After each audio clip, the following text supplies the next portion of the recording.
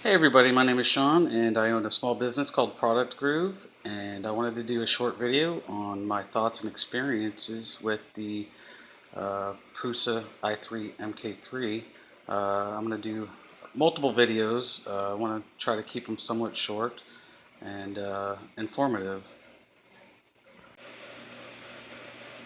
So basically when I purchased this unit, I purchased it as a kit because of two reasons. I wanted to save the money, and not only that, I wanted to get used to the machine so that if anything were to go wrong with it, I'd be more inclined to be able to find out myself what's wrong with it and be able to fix the issue. I've got to say I was extremely happy about the instructions, which I'll show you in a second. Here's the instruction booklet, and it is extremely detailed. If you have purchased uh, one of these and you are in the process of building it, you'll notice that they pretty much don't leave any room for error unless you yourself make an operator error, basically. So being mechanically inclined, I didn't feel like I would have a problem putting this machine together myself. I was pretty confident that I could do it. And once I saw the instructions, it just boosted my confidence because it basically, like I said, doesn't leave a whole lot of room for error because it takes you literally step by step through the build process. The one issue, actually, I've had two issues because I have the two machines. Originally, that's the original one that I did purchase. Uh, when I purchased and built that machine, and this is, I kind of want to really step on this issue because, as well as the directions are that they give you, I still made a mistake. And the mistake that I made was putting the extruder. I did not put the extruder far enough up inside. So basically, when it came time to calibrate the first run of the calibration of the heat bed, the first time it would come down right here, it would have an error and it wouldn't calibrate because I had this extruder tip too low. Basically, it was down here, and obviously that's in the right spot. If it's below this sensor on the side right here, it's never going to calibrate correctly. And I've seen other videos on people having that same exact issue. So you really got to pay attention when you're putting the extruder up in there to make sure it's up in there far enough. The other issue that I had was kind of an operator error also, was with this pulley over here. And basically with this pulley, you can't over tighten it. I actually over tightened this one on my second build, and it did slightly crack it.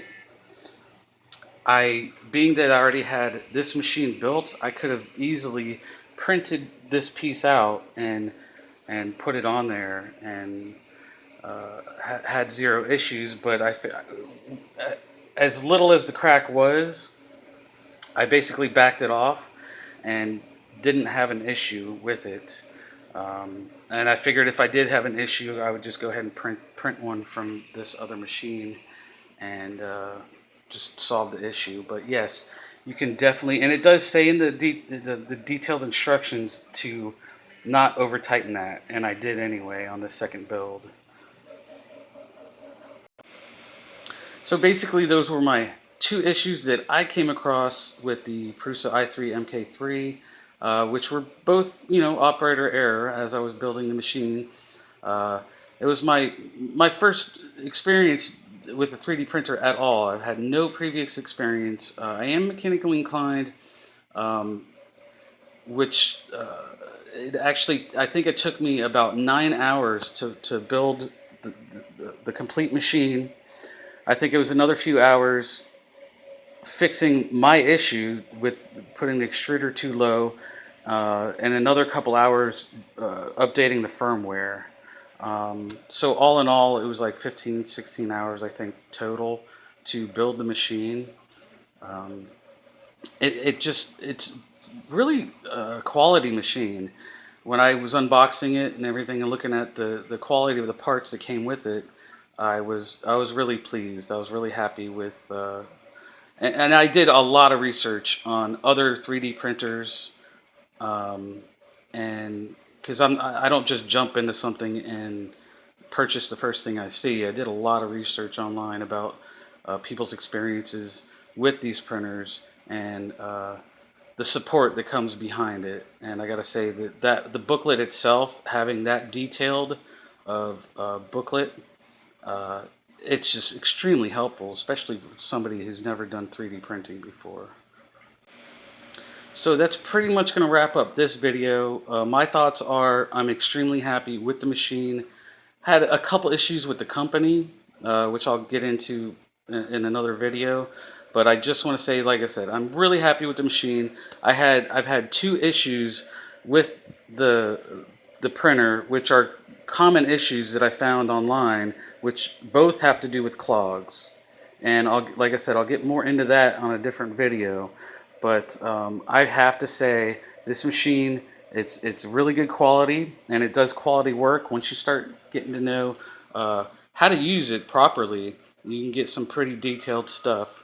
Which actually, let me show you right now. Something that I did is fairly detailed. Okay, didn't mean to scare you. Scary clown. This is obviously Pennywise from the movie It. And this particular piece I did on the second most detailed setting. And if you notice, it's the stepping is pretty hard to see. Um, but I was extremely pleased. Like I said, this is the second most detailed setting, so I haven't even hit the most detailed setting yet. And I gotta say, it really comes out good with the detail and everything. So I'm gonna go ahead and wrap this video up. I do want to say, if you buy one of these Prusas, I would almost recommend getting it in the kit because of all the not only the support behind it, but as far as the instructions go, they're ultra detailed. They have obviously spent a lot of time with the instructions, so uh, put it together as a kit. Get to know your machine, and you will be more likely able to solve any issues that happen with the machine down the road. Which I only had a couple issues. Actually, like I actually had three issues, but we'll get into that in another video.